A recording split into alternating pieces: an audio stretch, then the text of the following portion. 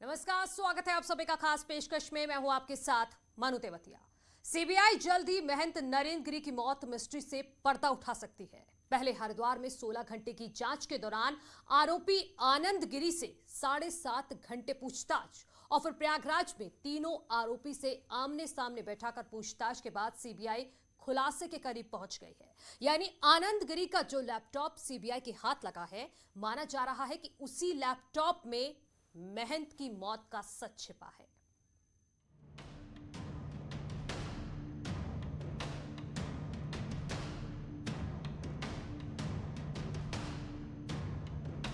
जांच की चल रही है, नहीं चल रही है? बली की जय, जांच चल रही है। हाँ। सब अच्छा होगा। क्या लग रहा है आपको, जांच को लेकर क्या चल रहा है आपका? सब अच्छा होगा।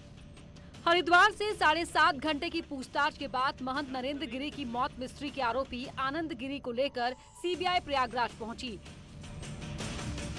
करीब 16 घंटे तक हरिद्वार में बिताने के बाद जब सीबीआई की टीम आनंद गिरी को लेकर प्रयागराज एयरपोर्ट से बाहर निकली तो मीडिया का जमावड़ा वहां मौजूद था।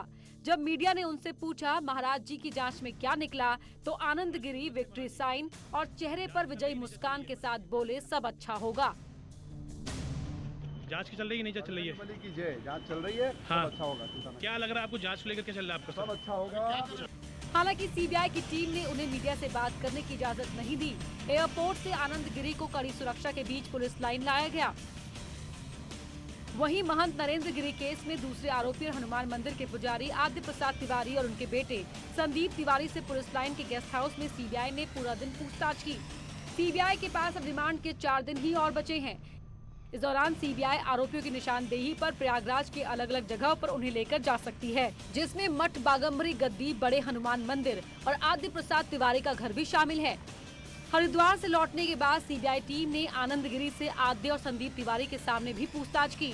इसके बाद तीनों को मेडिकल जांच के लिए ले जाया गया। इससे पहले हरिद्वार में सीबीआई ने आनंद गिरी के आश्रम की तलाशी के साथ ही आनंद गिरी के सहयोगियों से भी पूछताछ की। अब सीबीआई हर उस कड़ी और एंगल से जांच कर रही है जिसका जिक्र महंत के सुसाइड लेटर में है। उस वीडियो को भी खंगाला जा रहा है जिसका जिक्र नरेंद्र गिरी ने अपने सुसाइड लेटर में किया था। वहीं पुलिस लाइन में सीबीआई ने मठ के कुछ सेवादारों को बुलाकर भी पूछताछ की। सूत्रों से खबर है कि सीबीआई की टीम मौत मिस्ट्री के खुलासे के काफी करीब पहुंच चुकी है और रिमांड के दौरान ही वो होमवर्क पूरा कर लेगी। इस दौरान सीएफएसएल की टीम भी दिल्ली में सबूतों के विश्लेषण और उपकरणों की जांच के बाद 1-2 दिन में प्रयागराज लौट आएगी। इसके बाद बयानों और सबूतों की कड़ी जोड़ते हुए सीबीआई अपनी रिपोर्ट तैयार करेगी। यानी बहुत जल्द महंत नरेंद्र गिरी की मौत का पूरा सच सामने आ जाएगा।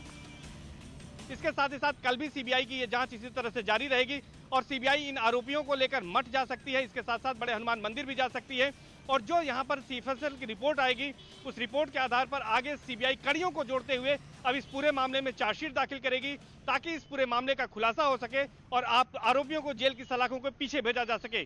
कैमरा पर्सन संजीव मिश्रा के साथ सर्वेश दुबे, न्यूज़ 18। प्रयागराज में महंत नरेंद्र गिरी के कथित सुसाइड मामले में मुख्य आरोपी और उसके शिष्य आनंद गिरी से सीबीआई ने 7.5 घंटे के करीब पूछताछ की। सीबीआई आनंद गिरी को प्रयागराज से हरिद्वार ले गई थी। सीबीआई को यहां से कई अहम दस्तावेज के साथ साथ आनंद गिरी का लैपटॉप भी मिला है।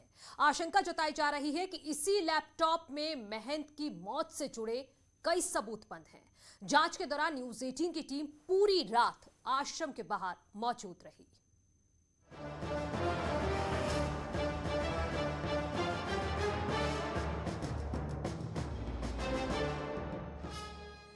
महंत नरेंद्र गिरी की मौत मिस्ट्री अभी तक सुलझी नहीं है। सीबीआई केस की गुत्थी सुलझाने के लिए दिन रात एक किए है। नरेंद्र गिरी के शिष्य और पूरे मामले में प्राइम सस्पेक्ट आनंद गिरी से सीबीआई ने करीब 7.5 घंटे तक पूछताछ की। आनंद गिरी को सीबीआई बुधवार को फ्लाइट से प्रयागराज से उत्तराखंड लेकर गई थी।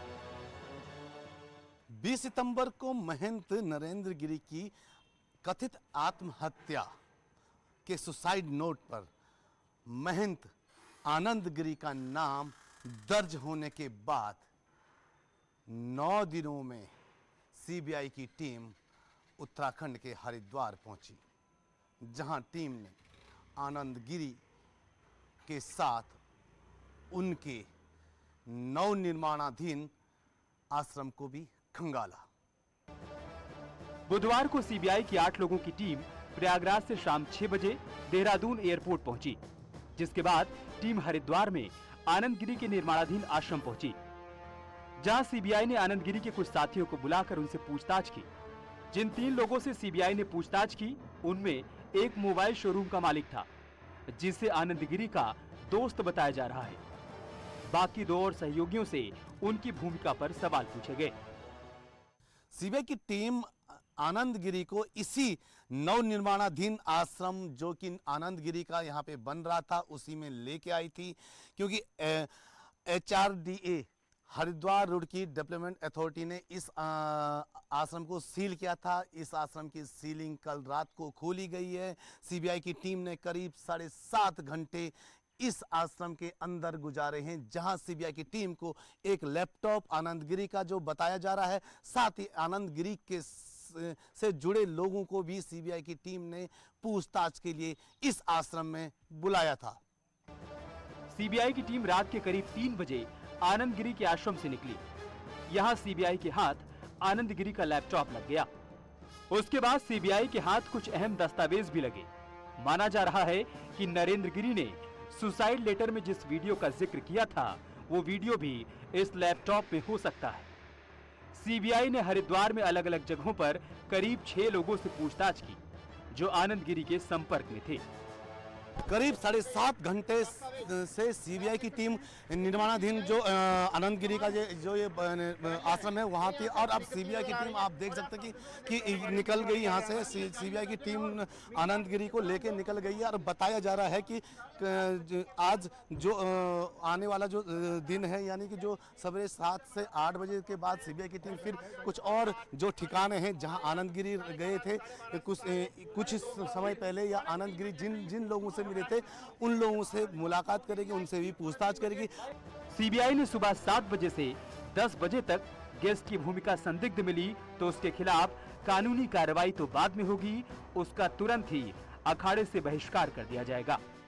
कोई भी व्यक्ति यदि उस जांच के दायरे में आएगा, किसी भी प्रकार के आरोप किसी भी व्यक्ति पे लगेंगे, तो वो केवल दंड का भागी नहीं है, उसे संत समाज और अखाड़ा परंपराओं से निष्कासित कर दिया जाएगा। हरिद्वार में सीबीआई ने कुल 16 घंटे बिताए। सीबीआई को आशंका है कि आनंद गिरी के इस लैपटॉप से महंत की मौत मिस्ट्री सुलझाने में बड़ी मदद मिलने वाली है। महंत नरेंद्र गिरी सुसाइड मामले में मुख्य आरोपित आनंद गिरी के साथ सीबीआई की टीम हरिद्वार में करीब 16 घंटे रुकी, जिसमें आनंद गिरी का लैपटॉप और आनंद गिरी से जुड़े लोगों से सीबीआई की टीम ने पूछताछ भी की, जो कि सुसाइड मामले में एक अहम भूमिका मानी जा रही है। कैमरा पर्सन भरत शर्मा और अपने सहयोगी पुलकित के साथ मैं सत्येंद्र बर्तवाल, न्यूज़ 18 हरिद्वार।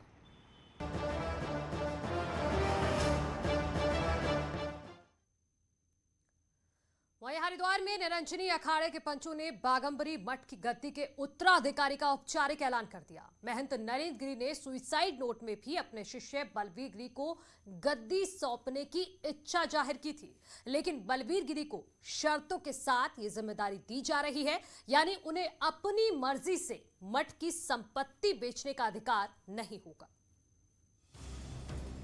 हरिद्वार में निरंजनी अखाड़े में पंचों की बैठक में महंत नरेंद्र गिरी के उत्तराधिकारी का ऐलान कर दिया गया। बैठक में तय किया गया कि नरेंद्र गिरी के शिष्य बलवीर गिरी को बाघंबरी मठ की गद्दी सौंपी जाएगी। निरंजनी अखाड़े के आचार्य महामंडलेश्वर कैलाशानंद गिरी महाराज ने कहा कि 5 अक्टूबर को प्रयागराज में नरेंद्र गिरी महाराज की षोडशी में बलवीर गिरी की महंताई की जाएगी। उत्तराधिकारी के रूप में बलवीर पुरी जी महाराज को, जो उनके प्रिय शिष्य थे, जिनको उन्होंने अपना उत्तराधिकारी बनाया और उत्तराधिकारी बना करके उन्होंने रजिस्टर वसीयत किया है, हमने उस रजिस्टर वसीयत को स्वीकार किया और मैं बलवीर पुरी जी को औपचारिक रूप से मैं आज घोषणा करता हूं, क्योंकि 5 तारीख को यह विधिवत कार्यक्रम होना है, लेकिन बलवीर पुरी जी को मैं औपचारिक रूप से महंत घोषित करता हूँ। निरंजनी अखाड़े के सचिव रविंद्र पुरी महाराज ने बताया कि अखाड़े के संचालन के लिए अखाड़े के पंचों ने एक सुपरवाइजरी बोर्ड का गठन किया जाएगा। इस बोर्ड में निरंजनी अखाड़े के कई साधु संत शामिल होंगे। अखाड़े की परंपरा और संस्कृति को बनाए रखने के लिए इस बोर्ड का गठन किया गया है। हालांकि रविंद्रपुरी महाराज ने कहा कि दिवंगत नरेंद्र गिरी महाराज ने जो वसीयत की है वो परंपरा के मुताबिक तो नहीं है, लेकिन उनकी इच्छा को ध्यान में रखते हुए गद्दी बलवीर गिरी को ही सौंपी जाएगी। परंपरागत हमारी वसीयत होती है, उस हिसाब से वसीयत को नहीं लिखा गया है, परंतु हमें जो भी वसीयत लिखी गई उसको मानना है, क्योंकि उसमें जिसका भी नाम दिया उसको हमें मानना पड़ेगा। उसके अलावा हमारे अखाड़े का जो नियम है वो ये है कि हमें एक बोर्ड का गठन करना है। वो बोर्ड जो है जो मठ मंदिर उसकी निगरानी करेगा, ताकि ऐसा जो हमारा वो होने वाला महंत वहाँ बैठेगा वो ऐसा कोई कार्य न करे जो समाज के विपरीत हो, जो धर्म के विपरीत हो। महंत बलवीर गिरी को मठ के वो अधिकार नहीं मिलेंगे जो नरेंद्र गिरी के पास थे, यानी शर्तों के साथ उनकी ताजपोशी की जाएगी। जैसे वो मठ की प्रॉपर्टी बेच नहीं सकेंगे। एक रजिस्टर्ड वसीयत है पूज्य नरेंद्र गिरी जी महाराज का, जिस वसीयत में नरेंद्र गिरी जी महाराज ने कहा है कि मैं महंत नरेंद्र गिरी चेला गुरु ब्रह्मलीन महंत भगवान गिरी स्वस्थ मस्तिष्क से बिना किसी जोर दबाव निर्मल मन से खूब सोच समझकर यह स्वीकार करता हूं कि मैं मठ बाघंबरी गद्दी की परंपराओं का पूर्ण रूपेण निर्वाह करूंगा। मठ की समस्त चल व अचल संपत्ति का आर्थिक, सामाजिक एवं धार्मिक रूप से न स्वयं खुर्द-बुर्द भ्रष्ट नष्ट करूंगा व न ही करने दूंगा। मठ की चल और अचल संपत्ति का किसी भी प्रकार का अंतर भी नहीं करूंगा और उसका क्रय विक्रय भी नहीं करूंगा। संत समाज की प्रतिष्ठा बनाए रखने की जिम्मेदारी बलवीर गिरी की होगी, क्योंकि अभी वो युवा संत हैं, इसीलिए अखाड़ा चाहता है कि वो मर्यादा का विशेष ध्यान रखें। समाज का भाई भी जरूरी है, संतों का जो भाई वो भी जरूरी है। भाई होगा तभी जो है एक संत महात्मा सही रह सकता है। भाई संत महात्मा हो, आप हो, कोई भी हो, घर में अगर माँ बाप का भाई नहीं होगा तो आप भी बिगड़ जाएंगे। वैसे अगर संतों को किसी का भाई नहीं होगा, संत भी बिगड़ जाते हैं। इसीलिए एक बोर्ड का गठन किया जा रहा है कि जो वहाँ की संपत्ति है वो संपत्ति हमारी निजी नहीं है, लोगों ने दान में दी है, राजा महाराजाओं ने हमें वो दान में दी है। पूर्व में कहीं संपत्ति हमारी वहाँ बिक चुकी है, बहुत कम संपत्ति बची है, उसकी सुरक्षा हो। इससे पहले संगम में महंत बलवीर गिरी का स्टीमर से पहुंचने का वीडियो सामने आया, जो सोशल मीडिया पर काफी वायरल हो रहा है। हरिद्वार से सत्येंद्र बर्थवाल के साथ पुलकित शुक्ला की रिपोर्ट, न्यूज़ 18। और यहाँ रुक रहे एक छोटे से ब्रेक के लिए, जल्द लौट रहे हैं।